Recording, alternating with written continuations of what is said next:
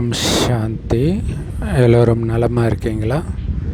So நேற்று director Bharathiraja அவர்கள் தன்னுடைய 86வது வயதில் உயிர் நீத்தார். ஸோ கடந்த 6 மாதமாகவே அவர் ரொம்ப சீரியஸாக இருந்தார். நிறைய ஃபேக் நியூஸ்லாம் கூட வந்தது. இப்போ நிஜமாகவே அவர் இறந்துருக்கிறாரு. அதுக்கு குறிப்பாக அவருடைய ஃபேமிலி டாக்டர் சொக்கலிங்கம் அவர்கள் ஒரு ரகசியம் சொல்லியிருந்தார். என்ன அப்படின்னா, இந்த ஒரு வருஷத்துக்குள்ளே தான் அவருடைய மகன் மனோஜ் அவர்கள் இறந்தார் இல்லையா? ஸோ அந்த டைமில் டாக்டர் சொக்கலிங்கமும் போயிருக்கிறாரு. அப்போ பாரதிராஜா அவர்கள் சொன்னாராம், சொக்கலிங்கம் இனிமேல்ட்டு நீங்கள் கொடுக்குற மெடிசன்லாம் நான் எடுக்க மாட்டேன் அப்படின்னாராம். ஏன் சார் அப்படின்னு கேட்டதுக்கு, இனிமேல்ட்டு நான் எதுக்காக உயிர் வாழணும் அப்படின்னு சொன்னாராம். ஸோ அந்த டிப்ரெஷன் தான் அவர் இந்த 6 மாதத்திற்குள்ளே இறந்ததற்கு காரணம் அப்படிங்கிற முக்கியமான விஷயத்த சொல்கிறார். ஏன்னா பாரதிராஜா அவர்களுக்கு சுகர் இருந்துச்சே தவிர ஹார்ட்டில் எந்த ப்ராப்ளமும் இல்லாமல் தான் இருந்துச்சான். ஸோ அப்போ அவர் சொல்கிறது என்ன அப்படின்னா, இதை அக்யூட் ஸ்ட்ரெஸ் அப்படின்னு சொல்கிறார். அதாவது திடீர்னு ஸ்ட்ரெஸ் ஆகிறது, இந்த மாதிரி பிரியமானவர்களுடைய மரணம் அல்லது துரோகம், இழப்பு, இந்த மாதிரி விஷயத்தினால ஸ்ட்ரெஸ் ஆகும் பொழுது அந்த சுவாச குழாய் சுருங்கும். அந்த டைமில் டக்குன்னு 2 நிமிஷத்துக்குள்ளே கிளாட் ஆகி மனிதர்கள் இறந்துடுவாங்களாம். ஆனால் ஜென்ரலாக அதில் போய் கிளாட் ஆகி அதை அடைக்கிறதுக்கு 15-20 வருஷம் ஆகுமா. ஆனால் அதை இந்த அக்யூட் ஸ்ட்ரெஸ் 2 நிமிஷத்தில் ஒரு மனிதனே காலி பண்ணுது அப்படின்னா நம்ம எவ்வளோ எச்சரிக்கையாக இருக்கணும் யோசிச்சு பாருங்கள். ஸோ அதுக்கு டாக்டர் கொடுத்த அட்வைஸ் மாற்றவே முடியாது அப்படின்னு கன்ஃபார்மாக தெரிஞ்ச விஷயத்த மனதார ஏற்றுக்கோங்க. இல்லை, மரணம் நடந்துடுச்சு, ஸோ அதை மாற்ற முடியாது, அப்போ அதை ஏற்றுக்கோங்க. மாற்றக்கூடியதுன்னா அதை மாற்றுவதற்கு முயற்சி செய்கிறதுக்கு தேவையான சக்தியை பெறுங்கள் அப்படின்னு சொல்லியிருந்தார். இதுதான் ஞானம் அப்படின்னு டாக்டர் சொக்கலிங்கம் சொல்லியிருப்பார். இதில் இன்னொரு முக்கியமான விஷயம் சொல்லியிருப்பார். 1984 பாரதிராஜா அவர்களுடைய சகோதரர் ஜெயராஜ் அப்படிங்கிறவருக்கு நடிச்சிட்டு இருக்கும்போது ஹார்ட் அட்டாக் வந்துருக்குது. ஸோ அப்போ எம்ஜிஆர் அவர்கள் இவருக்கு கால் பண்ணி அவருக்கு ட்ரீட்மெண்ட் கொடுக்க சொல்லியிருக்கார். அப்போ ட்ரீட்மெண்ட் கொடுத்துருக்குறாங்க. இப்போ வரைக்கும் அவர் இருக்கிறார். ஸோ நிறைய இன்டர்வியூவில் பார்த்துருப்பீங்க, பாரதிராஜா மாதிரியே இருப்பார் இல்லையா? ஒரு 42 வருஷம் ஆகியிருக்குது, எந்த ப்ராப்ளமும் இல்லாமல் ஆரோக்கியமாக அவர் இருக்கிறார். ஸோ இதை ஏன் மெயினாக சொல்கிறாருன்னா, இந்த ஸ்ட்ரெஸ் இருக்கக்கூடாது இல்லையா? ஹார்ட் ப்ராப்ளம் வந்தவர் 42 வருஷம் ஆரோக்கியமாக இருக்கிறாரு, ஹார்ட் ப்ராப்ளமே இல்லாதவர் டக்குன்னு இறக்குறாரு. இன்னொரு விஷயம் என்னென்னா, மனிதர்கள் தண்ணி அடிக்கிறது, காமத்தில் விழுறது, காதலில் விழுறது, அல்லது காதல் மறக்க முடியாமல் அந்த நினைவுகளில் இருக்கிறது, இது எல்லாமே மனிதன் விரக்தியில் இருக்கிறதோடைய அறிகுறி. இல்லை, ரஜினிகாந்த் அவர்கள், பாரதிராஜா அவர்கள்லாம் இந்த வயதிலும் என்னுடைய முதல் காதலை மறக்க முடியல அப்படின்ட்டு இப்போ பேசிகிட்டு இருக்கிறாங்க அப்படின்னா அவங்க விரக்தியில் இருக்கிறாங்கன்னு அர்த்தம். ஏன்னா எனக்கு தெரிஞ்ச பாரதிராஜா அவர்களே மனோஜ் அவர்கள் இறந்த பிறகுமே ஒரு இன்டர்வியூவில் இதை பற்றி பேசியிருந்திருப்பார். ரொம்பவே காதலை பற்றி தான் பேசியிருந்திருப்பார். ஸோ தண்ணி அடித்தா கற்பனை வரும், கவிதை வரும்னு சொல்கிறது எந்த அளவுக்கு பொய்யோ, அதே மாதிரி தான் காதலிச்சா இது வரும் அது வரும்ன்றதும் பொய். அந்த பொய்யை தன்னை அறியாமலே பாரதிராஜா அவர்கள் இன்டர்வியூவில் சொல்லியிருக்கார், அவருக்கே தெரியாமல். ஸோ மெயினாக டாக்டர் சொக்கலிங்கம் சொல்லும்போது, இந்த மாதிரி அக்யூட் ஸ்ட்ரெஸ் வரும்போது அவங்க இனிமேல்ட்டு ஏன் வாழணும் அப்படிங்கிற எண்ணம் வந்த உடனே நெகட்டிவான ஹார்மோன்ஸ் சுரக்க ஆரம்பிச்சிடுமா. குறிப்பாக அடினைன் கார்டிசோல். அது சுரக்க ஆரம்பித்த பிறகு என்னென்னா, உங்களோட இம்யூனிட்டி லெவலை பயங்கரமாக குறைச்சிடுமா. சின்ன சின்ன விஷயங்கள்லாம் உங்களை தாக்குற மாதிரி, சின்ன சின்ன கிருமிகள்லாம் கூட உங்களை தாக்குற அளவுக்கு இம்யூனிட்டி லெவலை குறைச்சிடும். ஸோ அதுதான் முக்கியமாக இவர் இறந்ததற்கு குறிப்பாக 6 மாதம் ரொம்ப கடுமையான சித்திரவதையை அனுபவித்ததாக சொல்கிறார். இன்னொரு முக்கியமான விஷயமும் சொல்கிறாரு, மாரடைப்புனால் இறக்குறவங்கள விட, அதாவது ஒரிஜினல் ஹார்ட் அட்டாக் மூலமாக இறக்குறவங்கள விட ஹார்ட் அட்டாக் வந்துடுமோன்னு பயந்து இறந்தவர்கள் தான் டபுள் மடங்காக இருக்கிறாங்க. கொரோனா டெத்து கூட அப்படி தான். கொரோனா வந்து இறந்தவர்களை விட கொரோனா வந்துடுமோன்ற பயத்தில் இறந்தவர்கள் அதிகம் அப்படின்னு சொன்னார். இல்லையா, சாயங்காலம் 6 மணி ஆயிடுச்சுனாலே அந்த கொரோனா டேட்டா சொல்கிறத பார்க்குறதுக்காக டிவி ஆன் பண்ண நிறைய பேர் இறந்துட்டாங்க எனக்கு தெரிஞ்சு. ஸோ இதில் முக்கியமாக டாக்டர் சொன்னதுடைய சாரம் என்னென்னா, எதுக்குமே பயப்படக்கூடாது, எல்லாத்தையும் டேக் இட் ஈஸியாக எடுத்துக்கணும் அப்படிங்கிறது தான். இல்லை, பிறப்புன்னு இருந்தால் இறப்பு உண்டு அப்படிங்கிற நினைவு எப்போவுமே இருக்கணும். ஆனால் அந்த நினைவை நம்ம மறந்துடுறதுனால அவங்க என்னமோ எப்பயுமே இருக்கிறதாக நினைக்க என்ன ஆகும்னா, அவங்க மேலே பற்று வரும். குறிப்பாக கணவன் மேலே, மனைவி மேலே, அப்பா அம்மா மேலே, குழந்தைகள் மேலே. ஸோ இந்த பற்று அதிகரிக்க என்னாகுன்னா, திடீர்னு அது கட் ஆகும்போது தான் அது உங்களுக்கு தெரியாது. சாதாரணமாக கொஞ்சிற மாதிரி இருக்கும். ஆனால் அந்த பற்று ஏற அது திடீர்னு கட் ஆகும்போது அது உங்களால் தாங்க முடியாது. அப்போ தான் இந்த மாதிரி நிறைய சொல்லுவாங்களே, கணவனோடவே மனைவி இறந்துட்டாங்க, பெருமையாக நியூஸில் போடுவாங்க. மரணத்திலும் ஒன்றாக சென்றவர்கள். அது உண்மையிலே சந்தோஷப்பட வேண்டிய விஷயம் கிடையாது. அவங்க அவ்வளோ பலகீனமாக இருந்திருக்கிறாங்கன்னு அர்த்தம். ஸோ பாரதி ராஜா அவர்களுடைய சாதனை சொல்லணும் அப்படின்னா, மறக்க முடியாதது அவருடைய முதல் படமே பயங்கர ஹிட்டு, வித்தியாசமான படம், 16 வயது நிலை. இல்லை, அது வரைக்கும் செட்டுக்குள்ளே எடுத்த படத்தை வந்து கிராமத்திலே போய் எடுக்கிறார். ஸோ அந்த கிராமத்தில் போய் எடுக்கிறாருன்றதை விட அந்த கிராமத்துக்கு நம்மையும் அழைச்சிட்டு போகிறார். அதுக்கு முன்னாடியும் எடுத்துருக்கிறாங்க வெளியில் போய், பட் நம்ம அதோட கனெக்ட் ஆக மாட்டோம். பட் இவருடைய படங்கள் பார்த்திங்கன்னா அந்த கிராமத்துக்குள்ளேயே நம்மளை ட்ராவல் பண்ண வைப்பார். 16 வயதிலே, கிழக்கே போகும் ரயில், கிழக்கு சிமையிலே, கருத்தம்மா, எல்லா படமுமே.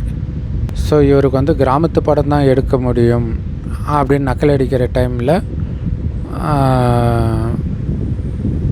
சிகப்பு ரோஜாக்கள் அந்த மாதிரி படங்கள் எடுத்தார்.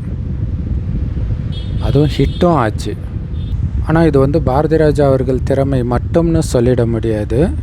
இதுக்கு முன்னாடி கமல்ஹாசன் அப்படிங்கிற ஒரு ஸ்டார் வேல்யூவும் இருக்குது.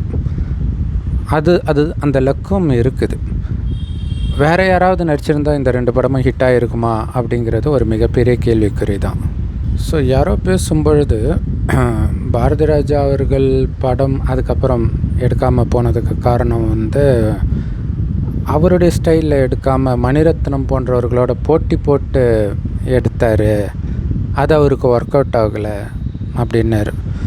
ஸோ அப்படி அவர் என்ன படம் எடுத்தாருன்னு தெரியல. தாஜ்மஹால் ஓடலை. ஆக்சுவலாக அவருடைய படங்களுடைய வெற்றிக்கு வந்து இளையராஜா முக்கியமான காரணம். ஏதோ ஒரு காரணத்தினால இளையராஜா கிட்டேருந்து ரஹ்மான் கிட்ட வந்து ஒரு 2 படம் ஹிட் ஆச்சு. அதுக்கப்புறம் அந்த படங்கள் ஒருவேளை இளையராஜா மியூசிக் போட்டிருந்தா, ஆக்சுவலாக அந்த 2 படங்களுமே கூட இளையராஜா மியூசிக் போட்டிருந்தாலுமே ஹிட்டு தான் ஆகியிருக்கும். ஏன்னா ராதாரவி அவர்கள் சொன்னாங்கன்னு நினைக்கிறேன், பாரதி ராஜா அவர்களுக்கு வந்து ஒரு கேமராமேன் இருந்தாங்க, ஒரு டீமாக இருந்தாங்க. ஆனால் இப்போ அவங்க பிரிஞ்சிட்டாங்க. டீம் வந்து எப்பயுமே பிரியக்கூடாது அப்படின்னு சொன்னார். ஏன்னா அந்த டீம் பிரிஞ்சதில் வந்து குறிப்பாக இளையராஜா, அது எந்த காரணத்துக்காக வேணாலும் இருக்கட்டும், அவர் வந்து மணிரத்னம், பாரதி ராஜா இந்த மாதிரி இருக்கிறவங்களுடைய படத்தில் இளையராஜா மியூசிக் கட்டானது ஒரு மிக முக்கியமான காரணம் இவர்களுடைய படம் ஓடாமல் போனதுக்கு. ஆரம்பத்தில் 2-3 ஹிட் வேணால் கொடுத்துருக்கலாம். அதுக்கப்புறம் அவங்க படம் ஓடாததுக்கு இளையராஜா மியூசிக் இல்லாதது தான் காரணம். உண்மையிலே தளபதி நாயகன்லாம் படத்துடைய டைரக்டரெல்லாம் மீறி இளையராஜாவுடைய மியூசிக் அங்கே பெரும் பங்கு வகிச்சிருக்குது அந்த படங்களுடைய வெற்றிக்கு. அதே மாதிரி வைரமுத்து இளையராஜா அந்த காம்பினேஷனும் ஏதோ ஒரு காரணத்தினால பிரிஞ்சிடுச்சு. அந்த 2 பேருடைய காம்பினேஷனில் வந்த பாடல்கள் தான் இன்னை வரைக்கும் இளையராஜா ஹிட்ஸில் டாப்பில் இருக்கும். அதுக்கப்புறம் வந்து பார்த்திங்கன்னா இளையராஜா அவர்கள் பாட்டே வந்து அந்தளவுக்கு சூப்பர்னு சொல்ல முடியாத ஸ்டேஜில் தான் ஏஆர் ரஹ்மான் என்ட்ரி கொடுத்தார். ஸோ அந்த நேரத்தில் நீ பெரியவனா நான் பெரியவனா, நான் எதுக்கு என்னுடைய சுயமரியாதையை விட்டு கொடுக்கணும், இப்படின்னு ஏதோ ஒரு காரணத்தினால பிரியலாம். ஆனால் அதனால் ஏற்பட்ட நஷ்டம் எல்லாருக்குமே தான். ஆனால் பரவாயில்ல, நமக்கு சக்ஸஸ் தான் முக்கியம், அதுக்காக நாம் வந்து தாழ்ந்து போகிறதுனால ஒன்றும் பிரச்சனை கிடையாது அப்படின்னு விட்டு கொடுத்து யாரோ ஒருத்தர் போயிருந்தால் கூட அதுக்கப்புறம் நிறைய அற்புதமான படைப்புகள் வந்திருக்கும். ஆனால் இந்த ஈகோனால் எல்லோருக்குமே நஷ்டம். ஸோ இதை சொல்கிறது வந்து அவங்களுக்கு மட்டும் இல்லை, நம்முடைய வாழ்க்கையிலே அந்த மாதிரி ஒரு காம்பினேஷன் பிஸ்னஸ்லையோ எதுலேயோ ஏதோ ஒரு ஈகோனால் பிரியறதுனால பார்த்திங்கன்னா அந்த நேரம் நான் சாதிச்சிட்டேன்ற மாதிரி உணர்வு இருக்கும். ஆனால் போக போக மிகப்பெரிய நஷ்டம்தான் இருக்கும். அதேமாதிரி டைரக்டர் கே பாலச்சந்தர் அவர்களுடைய படங்கள் வந்து ஒரு நாடக பாணியில் இருக்குது. அதை உடைக்கணுன்றதுக்காக 4 சுவர்களோ ஏதோ ஒரு படம் எடுத்தாராம். பார்த்தா அது பயங்கரமான தோல்வியில் முடிஞ்சுது. ஏன்னா மக்கள் அவர்கிட்ட அதை தான் எதிர்பார்க்குறாங்க, அதை மீறி வேறு ஸ்டைல் அவங்க எதிர்பார்க்கல. ஸோ அதுக்கப்புறம் மறுபடியும் அவருடைய ஸ்டைலுக்கே அவர் வந்துட்டார். அதேமாதிரி டி ராஜேந்தர் அவர்களுக்கு வந்து நிறைய திறமைகள் இருந்தாலும் அவருடைய படத்திற்கு மிக முக்கியமான காரணமாக இருக்கிறது வந்து பாடல்கள் தான். தனியாக இருக்கும், சூப்பராக இருக்கும். ஆனால் ஒரு டைமுக்கு அப்புறம் ஏஆர் ரஹ்மான்லாம் வரும்போது அவரோட போட்டி போடுறேன்ட்டு பாட்டு போட்டது ஒரு முக்கியமான காரணம் அவருடைய படங்கள் ஓடாமல் போனதுக்கு. ஏன்னா இப்போவுமே டி ராஜேந்தர் அவர்களுடைய உயிருள்ள வரை உஷா, மைதிலி என்னை காதலி, இந்த மாதிரி பாடல்கள் இப்போவும் நிறைய இடங்களில் கேட்குறத பார்க்குறோம், ரசிக்கிறத பார்க்குறோம். ஆனால் அதுக்கப்புறம் வந்த பாடல்களை யாரும் ரசிக்கிறது கிடையாது. ஸோ பாரதி ராஜா அவர்கள் வந்து நிறைய பேர் அறிமுகப்படுத்தி இருக்கிறாரு. இப்போ எல்லாம் அவங்க ரொம்ப ஃபேமஸாக இருக்கிறாங்க. பட் அவருடைய மகனை வந்து அவரால் ஃபேமஸ் ஆக்க முடியல. இது நிறைய டைரக்டர்ஸ்க்கு இப்படி நடந்திருக்குது. ஸோ ஒரு விதத்தில் வந்து நான் நினைத்தால் யாரை வேணாலும் உருவாக்க முடியும் அப்படிங்கிற அந்த அகங்காரத்தை உடைக்கக்கூடிய விஷயம் இது. ஏன்னா இப்போ பாரதி ராஜா அவர்களால் ஒருத்தர் அறிமுகமாகி ஃபேமஸ் ஆகுறாங்கன்னா அதுக்கு பாரதி ராஜா காரணம் கிடையாது. அவர் ஒரு கருவி. ஏற்கனவே அவர்களுடைய புண்ணிய கணக்கு இருக்கும் பொழுது அவங்கள அது மேலே அழைச்சிட்டு போகும். புண்ணிய கணக்கு இல்லை அப்படின்னா அது தானாகவே வந்து என்ன முயற்சி செஞ்சாலும் மேலே போக முடியாது. ஆனால் அதுக்கு பாரதி ராஜா அவர்கள் சொன்னது வந்து மனோஜ் வந்து டைரக்ட் பண்ண தான் ஆசைப்பட்டார், நான் தான் டைரெக்ஷனுக்கு போக விடாமல் நடிக்க வச்சு கெடுத்துட்டேன் அப்படின்னு சொன்னார். அதே மாதிரி கங்கை அமரன் அவர்கள் அவருடைய மரணத்துக்கு வந்து எல்லோரும் தனியாக விட்டுட்டு போயிட்டீங்களே அப்படின்னு கத்துனார். அவரும் அவருடைய பாரதி ராஜாவும் அவருடைய மனைவியும் பிரிஞ்சு வாழ்ந்துருக்குறாங்க போல இருக்குது. இதில் என்னென்னா தனியாக விட்டுட்டு அவர் தான் போயிருக்கிறார் இல்லையா. எல்லாருமே தனியாக தான் போய் ஆகணும், கும்பலாக யாரும் போக முடியாது. ஆனால் கும்பலாக போகிற நேரம் ஒன்று வரும், எங்கே போகணும்னு யாருக்கும் தெரியாது. இப்போ இறந்தாங்கன்னா போய் பிறந்துடுவாங்க. கடைசியில் கும்பலாக நாம் எங்கேருந்து வந்தோமோ அந்த பரந்தாமத்துக்கு போவோம். இது செம்பொன் நிறமான ஒளி உலகம். இங்கே நம்மளை அழைச்சிட்டு போகிறதுக்காக கடவுளே வந்திருக்கிறார். கலியுகம் அழிகிறதுக்கு கடைசி 1 வருடம் முன்பு. அந்த கடவுளை தான் அல்லான்னு முஸ்லீம்களும், பரமபிதான்னு கிறிஸ்தவர்களும், சிவன் இந்துக்களும் சொல்கிறோம். கடவுள் ஒருவர் தான்.